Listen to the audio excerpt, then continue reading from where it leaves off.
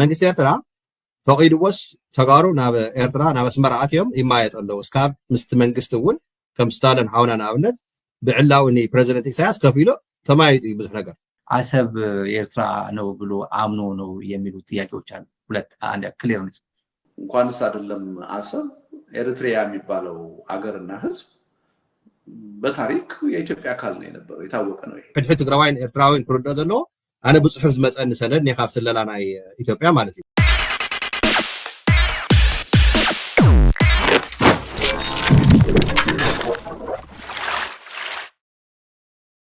ሽዋ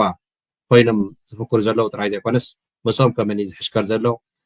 እንታይ እዩ ዝኒሄት ዕላሞም ናበይ ይኸዱ ኣለዉ ንሳት እውን ኣግፋሕ ቤልና ክንሪኦ ኢና ኮነ ኢሎም ተጋሩ ኤርትራውያን ኣብ ኣዲስ ኣበባ ከይዶም ዘማኸሩ ዘለው ንዝናይ ህዝቢ ኣምሓራ ህዝቢ ትግራይ ህዝቢ ኤርትራ ክጠፍእ ኣለዎ ኢሎም ዝኣምኑ እኒአው ናይ ህዝቢ ሰዓት እዩ ንኣብነት ኣብ ሸረተን ትማሊ ተኻየደ ኣኼባ ኣሎ እዩ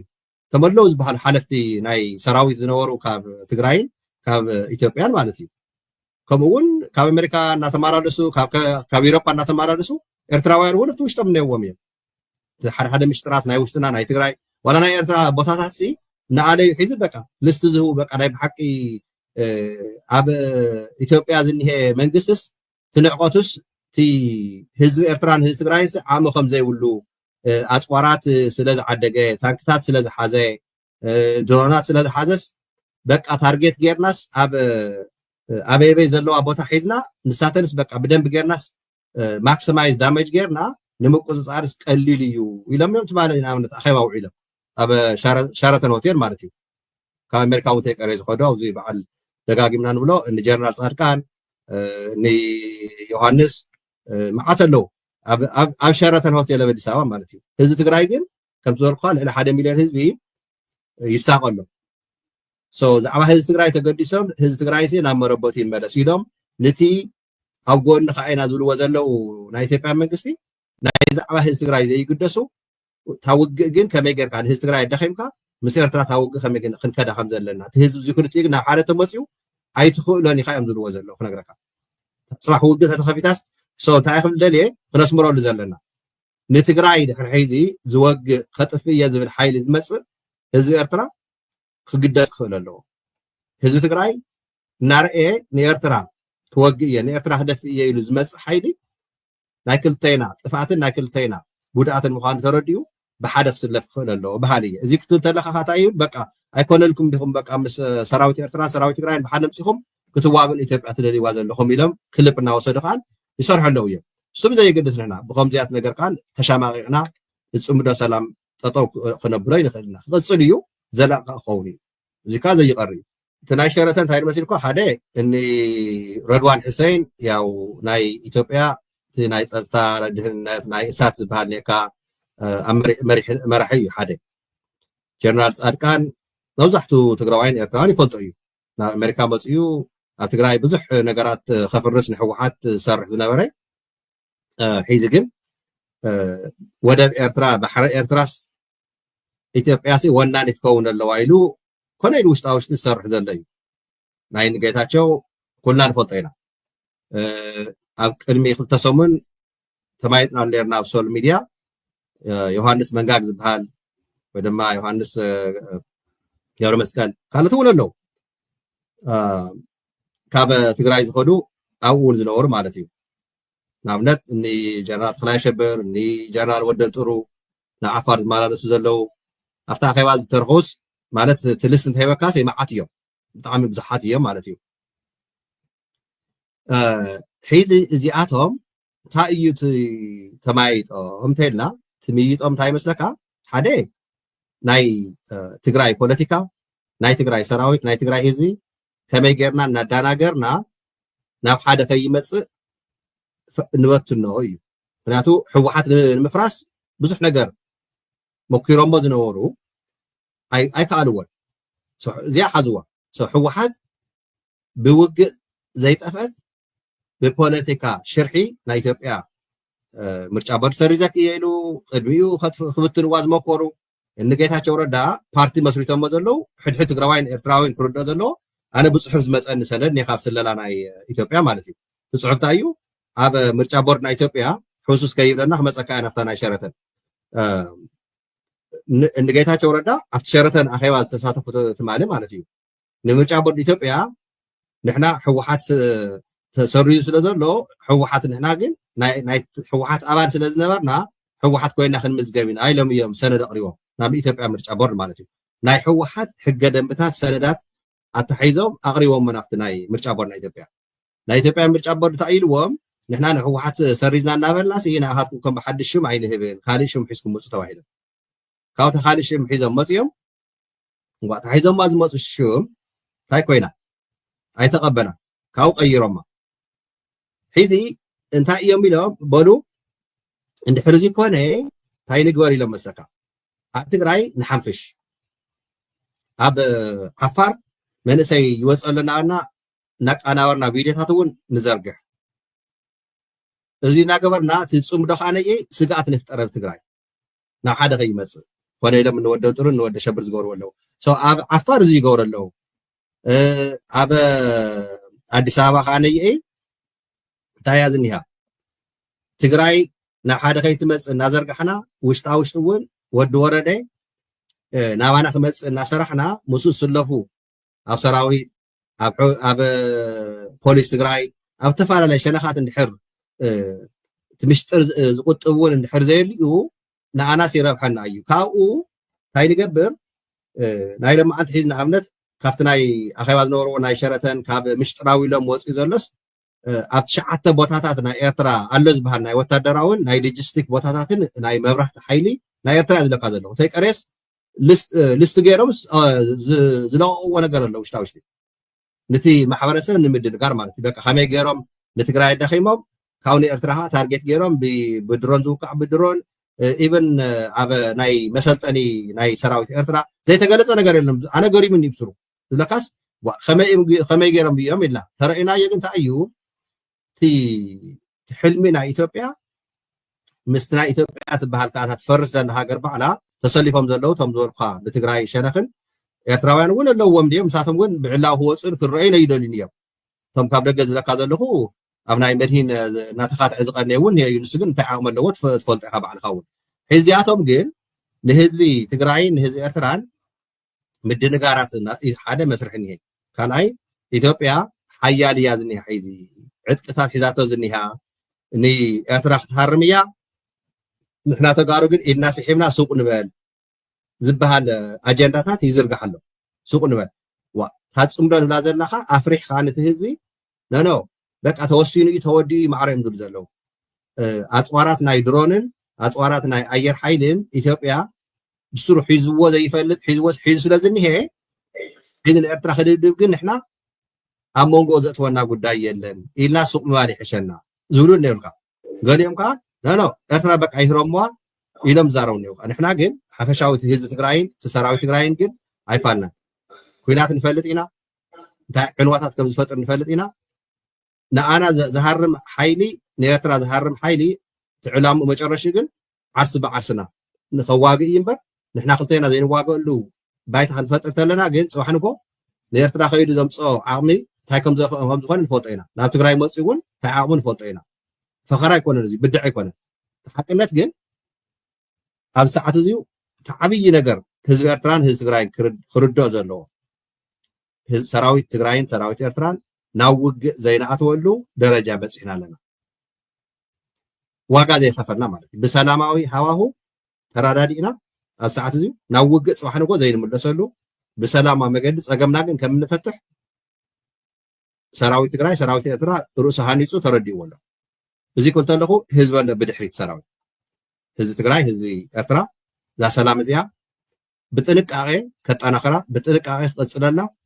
كيت بتننا كيت فرسنا بدم خلق على سلاخانية تمحور ميدان مسألة نجورة زلنا نحن فزنا ملختي حق النتزي من قصة إرترا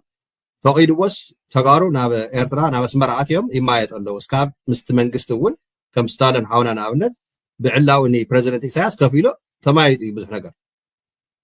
طاي تمايت طاي مجدي نسو دحان قصنا ولا خن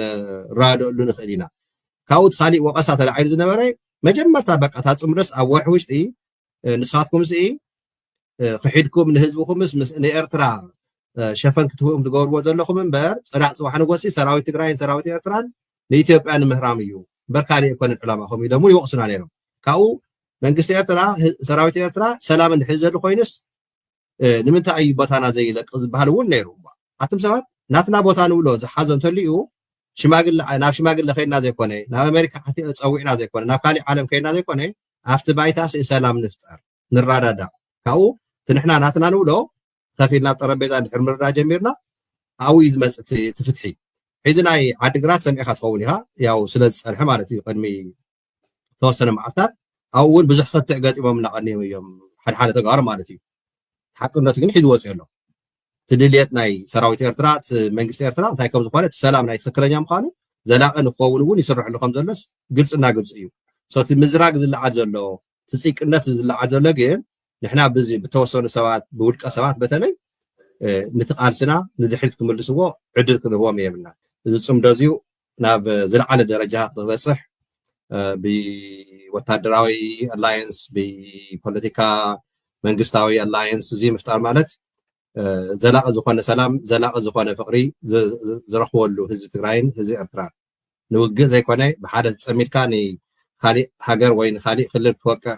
ተጥፍ ዘይኮነሲ ምስ ኩሉ ትፅምዶ ዘድልየና ምዃኑ ሰላማዊ ዝኾነ ማለት እዩ እዚ ግን ትደረጅ ሒዙ ዝኸደ ዘሎ ግን ብጣዕሚ ሓሪፍ ይኸይድ ኣሎ እዚ ዜና ክንቃለሰሉ ኢና ብኩሉ ሸነኽ ዘለና ብኤርትራ ያው ተሕዋት ክበሃል ተለሲ ስኢልካ ናይ ደጋዊ ሕውነት ንክትብሎ ብኣፍካ ዘይኮነስ ብተግባራዊ ተራእዩ ዝፀንሐን ኣብ መንጎ ዘጋጠመና መፈላለይ ከበድቲ ክሳራታት ዝበፅሕናዮም መናእሰይ መዓሳ ናብ ብክልተ ሸነኽ ግን ጠጠው ኢል ናይ መጨረሻ ዘላቕ ኮይኑ ካብኡ ዝዓበይካ ነፍቲ ሽዋ ኮይኖም ዝፍክሩ ዘለው ጥራይ ዘይኮነስ መሶም ከመኒ ዝሕሽከር ዘሎ እንታይ እዩ ዝኒሄት ዕላሞም ናበይ ይኸደ ኣለዉ ንሳት እውን ኣግፋሕ ቢልና ክንሪኦ ኢና ሓፈሻዊ ግን ፅቡቅ ይኸይድ ከም ዘሎ ኣነቲ ዝካተሎ ዘሎ የአሰብ ጉዳይ ብሎ የባህር በር ብሎ የሚጀምረው ጦርነት የኢትዮጵያ መንግስት አደጋ አለው የኢትዮጵያ ሕዝብ እስከ መበታተን ሊያደርሰው ይችላል ይላል ቃል በቃል ባይሆንም እንደዛ አይነት ሜሴጅ አስተላልፋል አስሉደቱ ኤርትራን ዲፈንድ እያደረገ ነው ወይስ በዚህ በጦርነት ምክንያት የኢትዮጵያ መንግስት ተሸንፎ የኢትዮጵያ እንደ ክልሎችም ትግራይም አማራም ኦሮሚያም እንዲሁ የመገነጣጠል ስሜት እንትን አጋጣሚ እንዳይፈጠር ነው ለኢትዮጵያ አስበው ነው ወይስ አሰብ የኤርትራ ነው ብሎ አምኖ ነው የሚሉ ጥያቄዎች አሉ ሁለት አንድ ክሊር ነው የአሰብ ሉዓላዊነት የኤርትራ ሉዓላዊነት አምኖበት ነው ወይስ ስጋት በአሰብ ምክንያት ኢትዮጵያ እንዳትፈርስ ፈርቶ ነው እዚችን በደን ክሊር አጋስት ወል እንግዲህ በዚህ ጉዳይ ያለኝ አቋም ከረጅም ጊዜ ጀምሮ የሚታወቅ ነው እንኳንስ አይደለም አሰብ ኤርትሪያ የሚባለው አገርና ህዝብ በታሪክ የኢትዮጵያ አካል ነው የነበረው የታወቀ ነው ይሄ ግን ደግሞ አሁን ከ1983 በኋላ እሱ ብቻ አይደለም መጀመሪያ ከ1890ዎቹ ጀምሮ ለ60 ዓመት ኤርትሪያ ከኢትዮጵያ ተነጥላ ነበር የኢጣሊያ ቅኝ ግዛት ሆና ነበር በኋላ በጥሩ የታሪክ አጋጣሚ እንደገና ከእናት ሀገሯ ከኢትዮጵያ ጋር ተቀላቀለች አንድ ሆነች ነገር ግን አያያዙ ስላላወቅንበት ፌዴሬሽኑ ሲፈርስ እንደገና ጦርነት ተነሳ ከ30 ጦርነት በኋላ ደግሞ ኤርትሪያ ከኢትዮጵያ ተገንጥላለች አሁን ኤርትሪያ ሉዓላዊ ሀገር ነች የአፍሪካ ህብረት የተባበሩት መንግስታት የሚያውቃት ሉዓላዊ ሀገር ነች አሁን ጥያቄ እየተነሳባቸው ያሉ የባህር በሮች ወይም ወደቦችም በኤርትራ ግዛት ውስጥ ያሉ ናቸው የኤርትራ ናቸው ይሄ ምንም ጥያቄ ውስጥ ሊገባ አይደለም እዚህ ላይ ክሊር መሆን አለበት ይሄ ማለት ግን ኢትዮጵያ የባህር በር ለማግኘት የሚኖራትን ጥያቄ ያስቀረዋል ማለት አይደለም ኢትዮጵያ ህጋዊ በሆነ ዲፕሎማሲያዊ በሆነ ሰላማዊ በሆነ መንገድ ፍትህ ሊሰጠኝ ይገባል 130 ሚሊዮን ህዝብ የባህር በር ተዘግቶበት ዘላለም መኖር አይችልም ስለዚህ ይሄ ችግር ሊፈታልኝ ይገባል ብላ መታገል ትችላለች አጀንዳው አድርጋ መታገል ትችላለች አጀንዳው አድርጋ ሶቨሬን ፖርት ነው እሷን ነው ብዙ ሰው የሚምታታበት ሶቨሬን ፖርት የኔ የምትለው ፖርት ነው አክሰስ ቱ ዘ ሲ ነው ላይክ ናቫል ቤዝ ነው ፕሮፌሰር እስኬል የጻፈው አርቲክል አለ ሶስት አይነት አማራጮች አሉ ሶቨሬን የሆነ የራስ የሚለው ፖርት ነው የምትፈልገው አክሰስ ቱ ዘ ሲ ልክ እንደ ጅቡቲ እንደ አክሰስ እንደምታደርገው ነው ወይስ ናቫል ቤዝ ነገር ነው እሱንስ ምንድነው ኢትዮጵያ አክሰስ ቱ ዘ ሲ ምን ማለት ነው እንደ አንተ አረዳ አንዱ ችግር ምን መሰለህ እንደዚህ አይነት ጥያቄ ሲነሳ ሰው ቀጥታ ይወስድና ከአሰብ ጋር ያያይዘዋል አንዱ ትልቁ ስህተት ይሄ ነው ኢትዮጵያ አብዛኛዎቹ ጎረቤት ሀገሮች የራሳቸው መውጫና መግቢያ ባህር አላቸው በጣም ሰፋፊ የሆነ ስለዚህ ይሄን ውጤት ልናሳካ የምንችለው የግድ ከኤርትራ ጋር ነው ብሎ ጉዳዩን በቁንጽል መወሰንም ተገቢ አይደለም ሰፊ ማዕቀፍ ሰፊ እድል ማየት ያስፈልጋል ሰፊ አማራጭ ማየት ያስፈልጋል ግን ሁሉ ጊዜ የባህር በር ጥያቄ ብለህ ስታነሳ ጉዳዩን ከኤርትራና ከአሰብ ጋር ብቻ የማያያዝ ጉዳይ ታያለ እኔ ይሄ ስህተት ነው የሚል እምነት አለ ሌሎች አማራጮችን መታየት አለባቸው የሚል እምነት አለ ዋናው ጥያቄ ምን መሰለህ አሁን ቅድም ያቀረብከው ጉዳይ አለ አክሰስ ማሁን እኮ አለን አይደል እንዴ በገንዘባችን ገዝተን በጅቡቲም በሶማሊያም በፖርት ሱዳን ልናገኘው የምንችለው ነገር ነው በኬንያም ልናገኘው እንችላለን አክሰስ ምንም ችግር የለም እንደውም አወዳድረን የተሻለ ዋጋ ማን ይሰጠናል ብለን መርጠን መያዝ እንችላለን እሱ አይደለም ችግራችን በዘላቂነት ራሳችን ኦውን የምናደርገው ለናሽናል ሴኩሪቲያችን ዋስትና የሚሆን የባህር በር ሊኖረን ይገባል ይሄን ጥያቄ እንደ ትውልድ ዳአገር መያዝ ስተት አይደለም ስተት የሚሆነው ይሄን ጥያቄ በኃይል ነው ማስፈጽመው ስትል በጦርነት ነው ማስፈጽመው ስትል ያገራችን ያካባቢያችን ፖለቲካ ተለዋዋጭ በኔና ባንተ እድሜ እኮ ስታሊን ሁለት ሶስት አዲስ ሀገር እኮ ተፈጥሯል ሆርን ኦፍ አፍሪካ ላይ አይደል እንዴ ኤርትሪያ ተፈጥራለች ደቡብ ሱዳን ተፈጥራለች አይደል ኦልሞስት ዲፋክቶ ሶማሌላንድ ተፈጥራለች ሶስት ሀገር ኦልሞስት በኔና ባንተ እድሜ ተፈጥሯል ያካባቢው ፖለቲካ ተለዋዋጭ ነው በዚህ ተለዋዋጭ ፖለቲካ ኢትዮጵያ የባህር በር ልታገኝ የምትችልበትን እድል ለማየት ትችላለች በተለያዩ አማራጮች እና መፍትሄውን አጥብበን የግድ ከኤርትራ ጋርና ከአሰብ ጋር ብቻ እንደሆነ አድርገን ማየት የለብንም እርግጥ ነው በኤርትራም በኢትዮጵያም ለህዝብ አንድነት ለህዝብ ጥቅም የሚቆረቆሩ ጥሩ መንግስታት ከመጡ በኤርትራም ሊገኝ ይችላል ሰላማዊ በሆነ መንገድ በተለያዩ አማራጮች በኢኮኖሚ ኢንተግሬሽን ሊሆን ይችላል በዘላቂ በረጅም ጊዜ የፖለቲካ ኢንተግሬሽን ሊሆን ይችላል በጥቅም ልውውጥ ሊሆን ይችላል ዋናው ነገር በኃይል መሆን የለበትም በጉልበት መሆን የለበትም በወረራ መሆን የለበትም የሚለው አይደለም ስለዚህ ስማ 60 ዓመት እኮ ኢትዮጵያ የባህር በር አልነበራትም አይደል ኤርትራ በጣሊያን ቅኝ ግዛት ተይዛ በነበረበት ወቅት ግን እና አፄ ኃይለ ሥላሴ እና አክሊሉ ሀብተወልድ ተስፋ ሳይቆርጡ ታገሉ ስለዚህ ከሁለተኛው የዓለም ጦርነት በኋላ አንድ ምቹ ጊዜ ተፈጠረ ስለዚህ ኢትዮጵያ እንደገና የባህር በር ባለቤት ሆነች